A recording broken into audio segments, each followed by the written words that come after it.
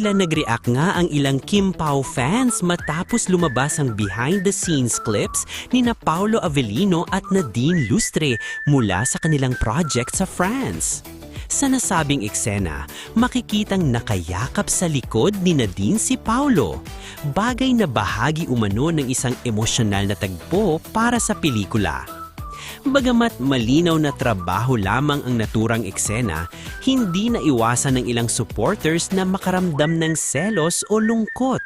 Lalo na't nasanay silang makita si Paolo na kapareha si Kim Chiu sa mga proyekto at public appearances.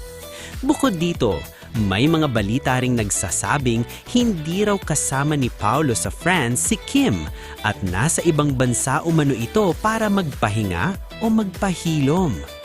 Gayunpaman, wala namang kumpirmasyon sa naturang chika at nananatiling haka-haka lamang ang mga ganitong usapin na kumakalat online.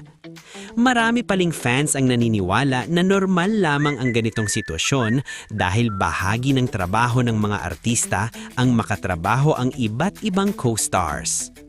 Sa kabila ng samot-saing reaksyon, patuloy pa rin ang suporta ng Kim Pao fandom sa kani-kanilang proyekto ni na Kim at Paolo.